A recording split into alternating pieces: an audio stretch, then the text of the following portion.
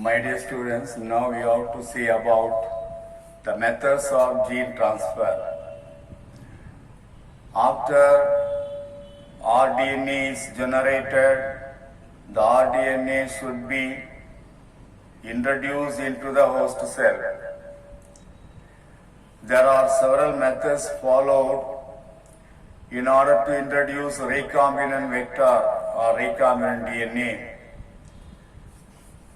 There are two methods followed mainly. One is direct gene transfer method or vectorless gene transfer. The second one is indirect gene transfer or vector-mediated gene transfer.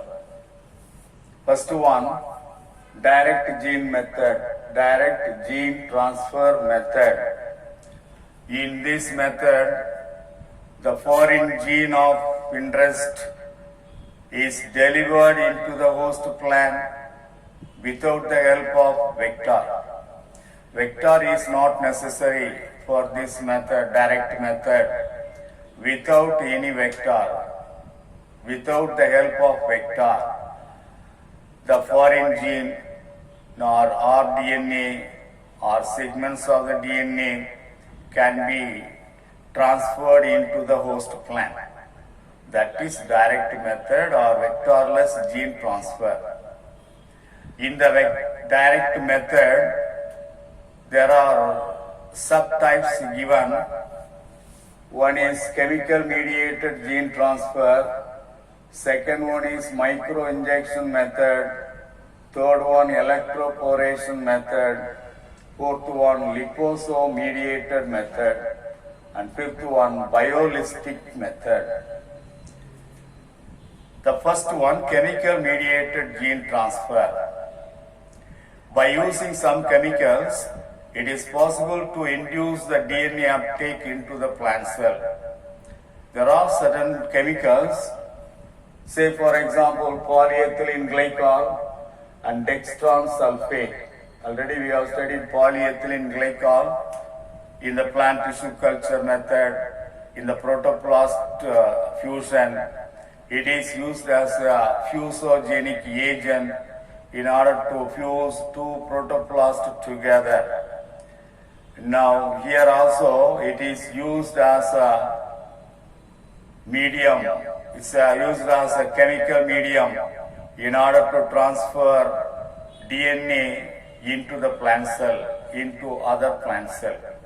So these two chemical substances are mainly used in order to induce the DNA uptake into the plant cell. Second method, microinjection method.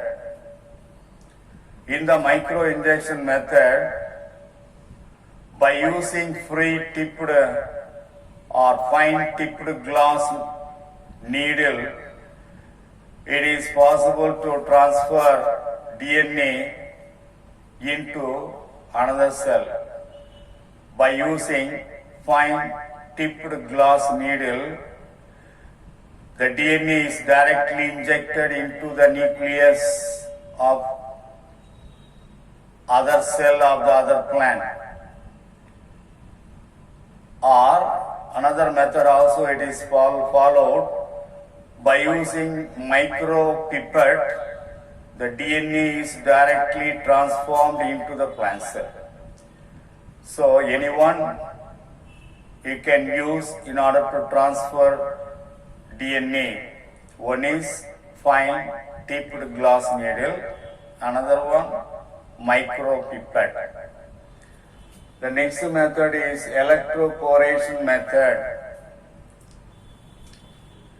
By using pulse of high voltage, a pore is made, temporary pore is made on the plasma membrane through which foreign DNA can be inserted into the cell. Through this pore, uptake of foreign DNA occur, and this is the method in electroporation method. So in the electroporation method, a pore, a minute pore, temporary pore or short duration pore is made in the plasma membrane, and through the pore, uptake of foreign DNA occur, so that transfer of foreign DNA is taking place to another cell. So that method is electroporation method of gene transfer. Next one is liposome mediated method.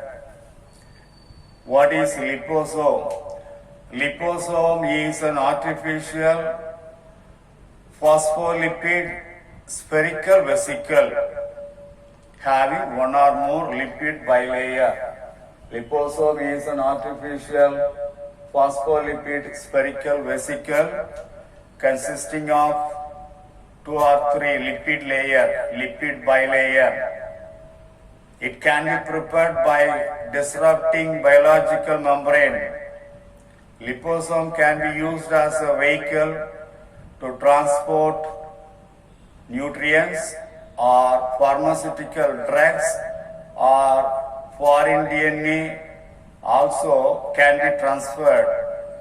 So the liposome, just like that of the vector, it can be used as a vehicle to transport nutrients or any drugs or foreign DNA into other cells.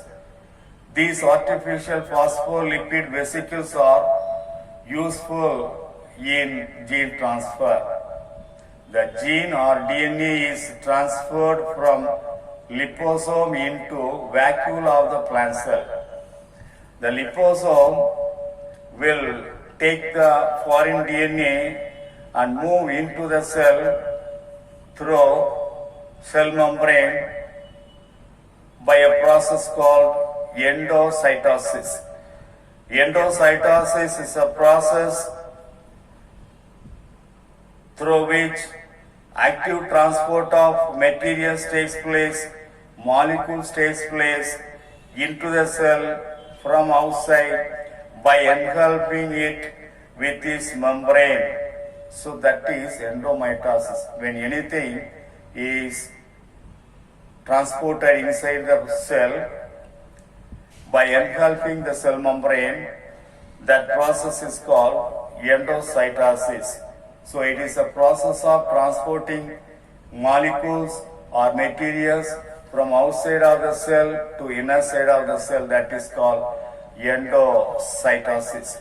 So in the same process, by endocytosis, the liposome will move into the cell, and the liposome, when come in contact with the tonoplast of the vacuole, this will transfer the foreign DNA into the vacuole. So that is possible. What is tonoplast? Tonoplast is the outer membrane of the vacuole, plant vacuole. That is called tonoplast. So the liposome carried the encapsulated DNA into the vacuole.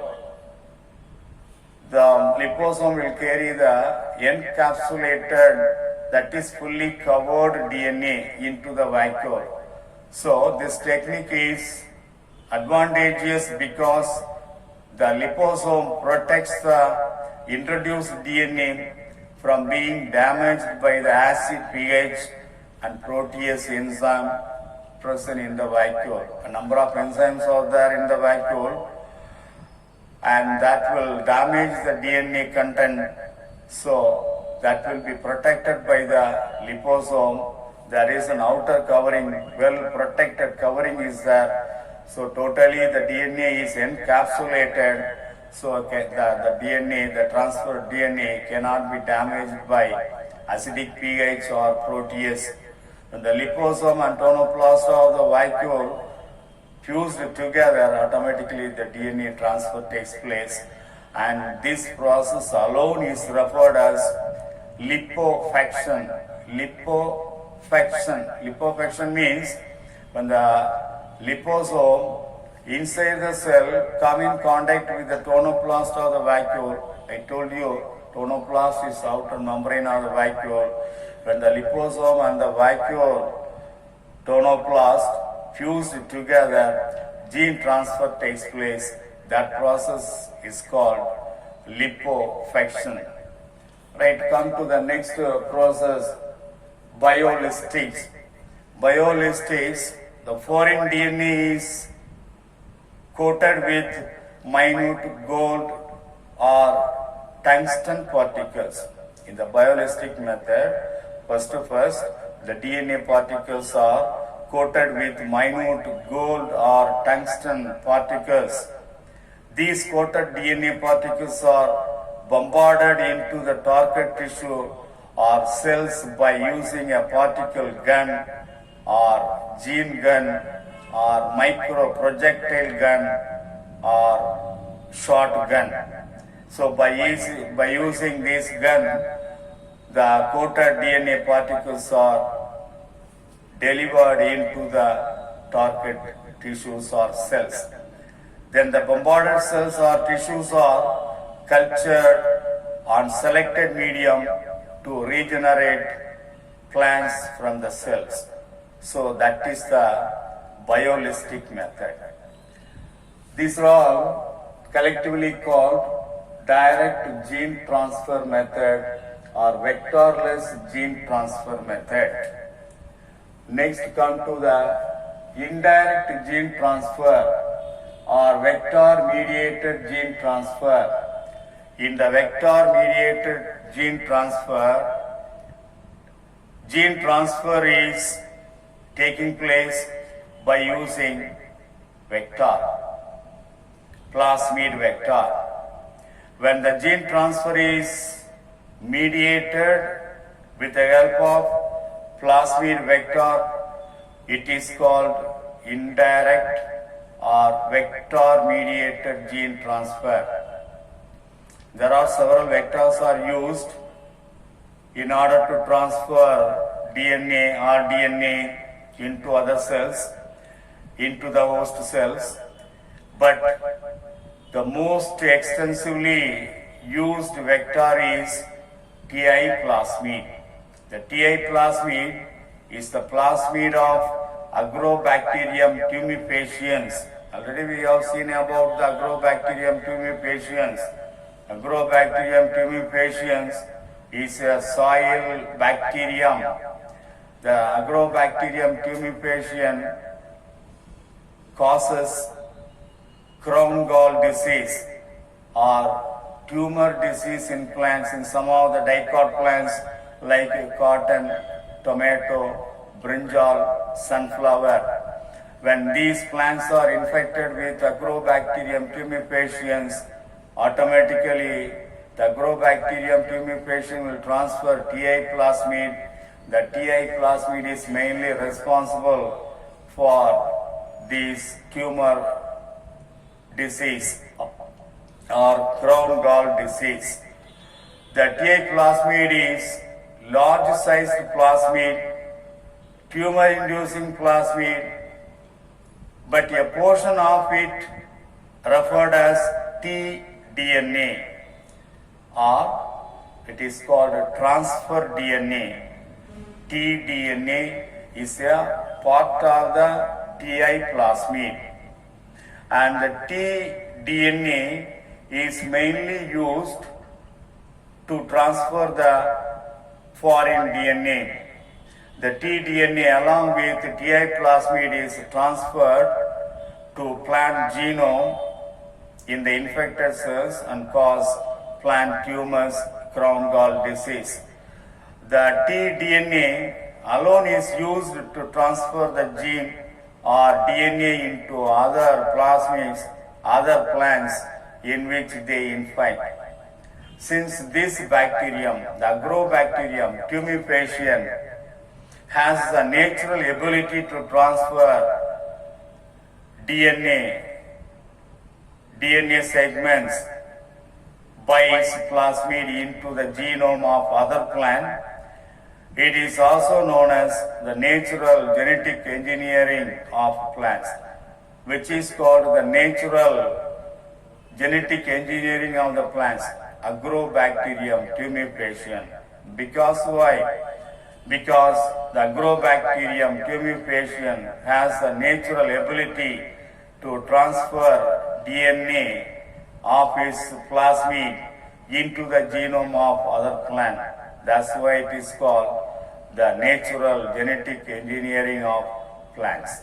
So these are all considered as the methods in order to transfer gene, in order to transfer rDNA into the host cell of the host organism.